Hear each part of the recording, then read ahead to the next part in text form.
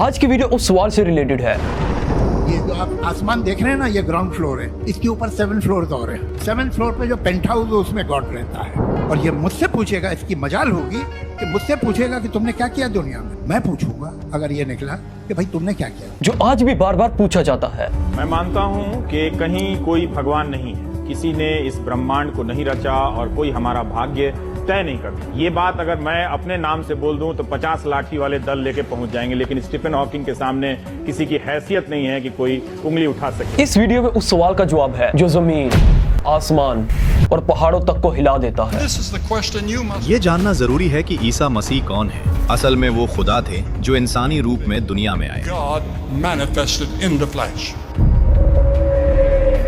لیکن اصل میں حقیقت کیا ہے؟ اس کی حقیقت میں بات آتی ہے قرآن کی،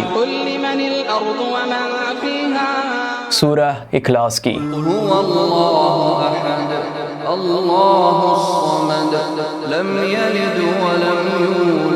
بچپن سے ہی ہمیں سورۃ اخلاص یاد کروا دی جاتی ہے، لیکن سچ یہ ہے کہ زیادہ تر لوگوں کو سورہ اخلاص کا مطلب تک نہیں پتا. ٹرسٹ می، اگر یہ ویڈیو تم نے لاسٹ تک دیکھ لی تو تم سمجھ جاؤ گے کہ اللہ کون ہے اور سورہ اخلاص نازل کیوں ہوئی اور اس کے پیچھے کا بیک گراؤنڈ کیا ہے، اور یہ چھوٹی سی 4 آیتوں والی سورہ قرآن کے 1/3 کے برابر کیوں ہے. آج سے 1400 سال پہلے مکہ ایک ایسا شہر تھا جہاں ہر گھر کا ایک اپنا خدا تھا، ہر قبیلے کے الگ خدا، ہر مسئلے کے لیے الگ خدا، یہاں تک کہ اللہ کا گھر کعبہ، اس کے اندر بھی ہبل، لات اور عزا جیسے بتوں سے بھرا ہوا تھا. پتھر کی لکڑی اور مٹی سے بننے والے یہ بت مکہ کے گھروں کی زینت بن چکے تھے. نیا بت آیا ہے یمن سے. بت پرستی صرف عقیدہ نہیں تھی، یہ ایک تجارت بن چکی تھی. بت خریدے جاتے تھے، بت بیچے جاتے تھے اور ان کی تجارت سے فائدہ اٹھایا جاتا تھا. لوگ اپنے ہی ہاتھوں سے بنائے ہوئے ان خداؤں کے سامنے کھانا، پھل، قیمتی چیزیں اور تحفے رکھتے. ان کا یقین تھا کہ اس سے ان کا خدا خوش ہو جائے گا اور ان کی مشکل حل ہو جائے گی. اس شور اور اس شرک کے بیچ ایک ایسی سچی اور پرسکون آواز بلند ہوئی.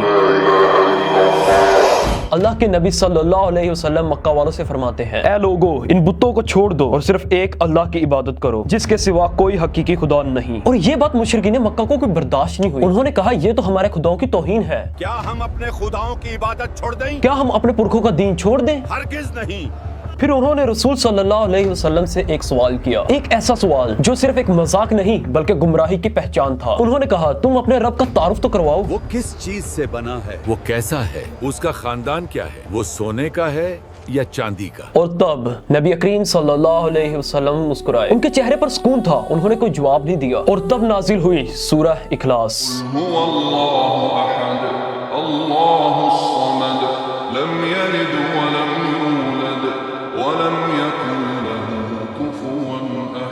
یہ تھا رب کا تعارف، رب کے اپنے الفاظ میں.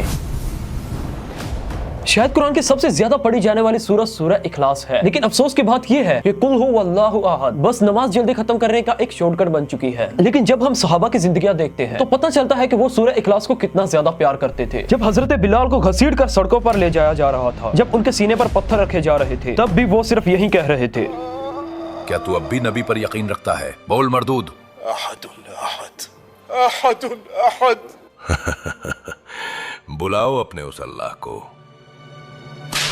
حضرت بلال ایک غلام صحابی جس کا مالک اس پر بہت ظلم کرتا تھا، لیکن اس ظلم کے باوجود اس صحابی کی زبان پر صرف ایک ہی لفظ تھا، احد احد. یہ بات تو ہم سب جانتے ہیں کہ حضرت بلال بچپن سے ہی مکہ کے ایک آدمی کے غلام تھے، لیکن یہ بات کوئی نہیں جانتا کہ ایسا ہمیشہ سے نہیں تھا، بلکہ ایک زمانہ تھا جب حضرت بلال کے خاندان کا افریقہ پر راج تھا. ان کے خاندان کی حکومت ایتھیوپیا سے لے کر یمن تک پھیلی ہوئی تھی، اور حضرت بلال کی مدر وہ اس امپائر کی پرنسس تھی. Bilal radiallahu ta'ala anhu's mother was an Abyssinian princess. لیکن پھر اچانک ایک دن اسی خاندان کے ایک آدمی نے اپنے بادشاہ کے خلاف بغاوت کر دی. اس آدمی کا نام تھا ابراہا. जैसे ही अब्राहा अरब के इलाके का एक पावरफुल किंग बना, उसने देखा कि हर साल पूरे अरब के लोग हज के लिए काबा जाते हैं और इसी हज की वजह से मक्का बहुत रिच और अमीर सिटी बन चुका है। ये देखकर अब्राहा के दिमाग में एक बहुत स्टूपिड आइडिया आया। उसने यमन के अपने कैपिटल में एक बहुत बड़ा चर्च बनवा दिया ताकि अरब के लोग काबा छोड़कर उसके चर्च की तरफ आएं। लेकिन ऑफ कोर्स अरब के लोगों ने अब्राहा के इस चर्च को इग्नोर कर दिया और सब काबा की तरफ ही जाने लगे। उसने 60,000 सोल्जर्स की एक आर्मी जमा की और काबा को गिराने की तरफ निकल पड़ा। और इसी आर्मी के अंदर हजरत बिलाल की वालिदा प्रिंसेस हमामा भी थी। अब्राहा ने अपनी पूरी पावर के साथ हाथियों के साथ मक्का पर हमला किया। अब्राहा यह जंग एक मिरेकल की वजह से हार गया।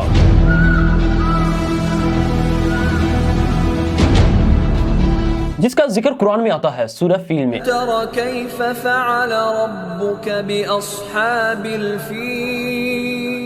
खैर इस टॉपिक के बारे में हम फिर कभी बात करेंगे, तो इसलिए चैनल को सब्सक्राइब कर लें।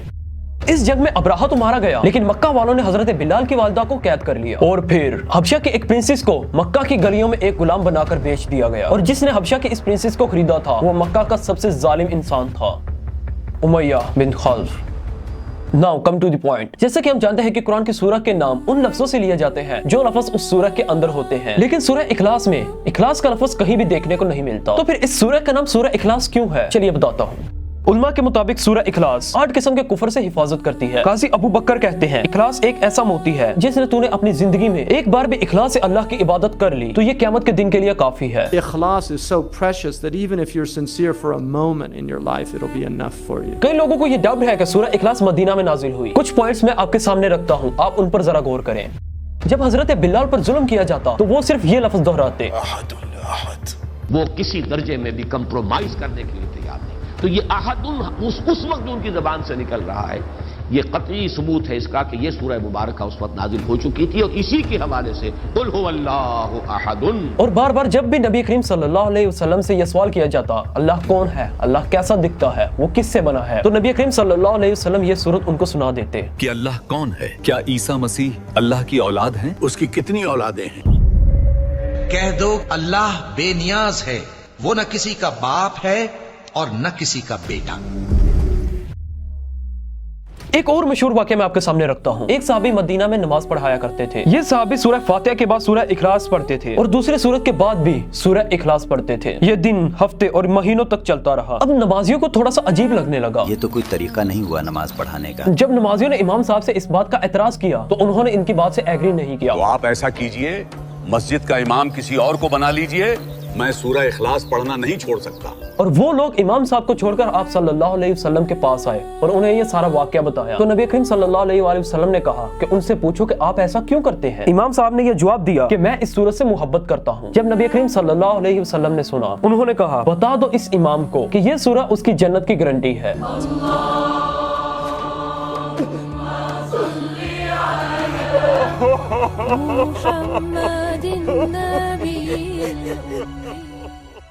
जैसे कि आप ये चार्ट में देख सकते हैं, उलमा सूरह इखलास को तकरीबन 20 अलग अलग नामों से बुलाते हैं। सूरह तहवीद, सूरह असास, सूरह अमान, सूरह नजा, लेकिन इनमें से सबसे मशहूर नाम सूरह इखलास ही है। अब अगर इस आयत को थोड़ा सा डीपली समझे तो पहली आयत है कुल हुवल्लाहु अहद, कहो वो अल्लाह एक है, एक और वाहिद। जैसे कि हमने सूरह काफिरून में पढ़ा है, कुल एक कमांडिंग वर्ब है, ये अल्लाह का हुक्म है। इस आयत में कुल के साथ ये साफ है कि नबी करीम सल्लल्लाहु अलैहि वसल्लम ये अपनी अथॉरिटी से नहीं कह रहे, बल्कि अल्लाह की तरफ से उनको ये कहने का हुक्म मिला है। लेकिन जब हम सूरत काफिरून को पढ़ते हैं, हम देखते हैं कि वो आयत काफिरों के लिए थी, लेकिन सूरह इखलास में ऑडियंस का जिक्र नहीं किया गया। कहो कि वो माबूद बरहक जिसकी मैं इबादत करता हूँ अल्लाह है, वो एक है। उलमा कहते हैं कि यह ऑडियंस फिक्स नहीं है। इसका मतलब कि ये पैगाम यूनिवर्सल है। हम ये सबसे कहना चाहते हैं, इस जमीन से और इस आसमान से, अपने आप से और हर जिंदा इंसान से, कि अल्लाह वाहिद है, कोई उसका शरीक नहीं है। लेकिन अब सवाल ये है कि सूरह इखलास किस बैकग्राउंड में नाजिल हुई, ये कौन सा लिटमस टेस्ट सिखाती है जिसे हम आसानी से जान सकते हैं कि कहीं हम अनजाने में शिरक तो नहीं कर रहे। बेचारों के इल्म की कमी है। मैं आपको बताऊं, इमाम अहले सुन्नत फाजिल बरेलवी ने हुलूल का अकीदा तो छोड़ो, कब्रों के सामने झुकने को मना फरमाया। सजदा तो दूर की बात है, चूमने से भी मना किया। एक और इम्पोर्टेंट सवाल, 1400 साल पुरानी सूरत क्या आज भी हमारी जिंदगी से रेलेवेंट है? इन सभी सवालों का जवाब मैं आपको अब देता हूँ। सोचो, जो लोग तस्वर भी नहीं कर सकते कि रब बिना तस्वीर के कैसा होगा, उनके लिए यह सूरत सिर्फ एक आयत नहीं थी, ये एक रेवोल्यूशन थी। और ये कहानी सिर्फ मक्का तक महदूद नहीं रही, ये कहानी बन गई हर उस इंसान की जो रब को समझना चाहता है। और इस बात का जवाब कुरान की इस छोटी सी सूरह में है। अब आओ इस सूरत को आसान अल्फाज में समझते हैं। यानी कह दो कि अल्लाह सिर्फ एक है। सोचो, मक्का वालों के लिए ये बात कितनी मुश्किल थी। उनके लिए तो हर जरूरत का एक अलग अलग खुदा था। बारिश के लिए अलग खुदा, पैसे के लिए अलग खुदा और तंदुरुस्ती के लिए अलग खुदा। और अब उनसे कहा जा रहा था सिर्फ एक अल्लाह है जो सब कुछ संभालता है। ऐसे खुदा का क्या फायदा जो ना दिखे ना सुनाई देड़े।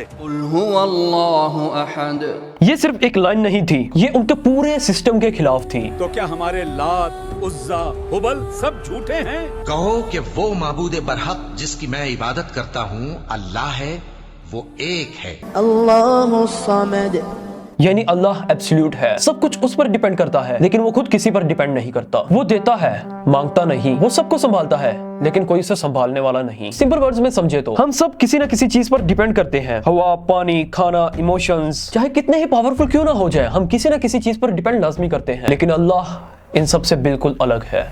ना उसे किसी चीज की जरूरत है, ना वो किसी चीज का मोहताज है, इसीलिए उसे सामत कहा गया है। फिर थर्ड आयत आती है, ना वो पैदा हुआ ना उससे कोई पैदा हुआ। ये सिर्फ कुरैश के लिए नहीं, ये आयत हर जनरेशन के लिए है। और लास्ट आयत, उसके बराबर कोई नहीं, उस जैसा कोई नहीं, उसकी कोई मिसाल नहीं। और इसीलिए नबी करीम सल्लल्लाहु अलैहि वसल्लम ने फरमाया सूरह इखलास कुरान के 1/3 के बराबर है, क्योंकि कुरान के 3 मेजर थीम्स हैं, तौहीद, रिसालत, आखिरत। सूरह इखलास पूरी तौहीद को डिफाइन करती है। आज से तकरीबन 1400 साल पहले हजरत उस्मान के दौरे खिलाफत में एक यहूदी मुसलमान हुआ जिसका नाम था अब्दुल्लाह बिन सबा। जब अब्दुल्ला बिन सबा मुसलमान हुआ तो उसने मुसलमानों के अंदर एक ऐसी पर्सनैलिटी देखी, उनके पास इल्म इतना ज्यादा था कि दुनिया का बड़े से बड़ा स्कॉलर्स भी उन्हें डिबेट में हरा नहीं सकता था। वो कायनात के राज ऐसे एक्सप्लेन करता था जैसे जब यूनिवर्स बन रहा था तो वो पास ही खड़े थे। लेकिन आखिर में सवाल ये पैदा होता है कि आखिर वो शख्स था कौन? अली। अब्दुल्ला बिन सबा जो कि एक यहूदी था और बाद में मुसलमान हो गया, वो इमाम अली की पर्सनैलिटी से इतना ज्यादा अट्रैक्ट हुआ कि वो अली के इश्क में पागल हो गया। उसने लोगों से ये कहना शुरू कर दिया कि अली ही खुदा है। उसने लोगों से ये कहना शुरू कर दिया कि अली अल्लाह का एक रूप है। खैर, हमने इस टॉपिक पे एक डिटेल वीडियो बनाई है जो अभी आपको एंड स्क्रीन पर देखने को मिल रही होगी, तो आप इसे भी चेकआउट कर सकते हैं। खैर, तो ये थी सूरह इखलास की एक कंप्लीट स्टोरी, और इस सूरत को अक्सर पढ़ने की आदत डालें।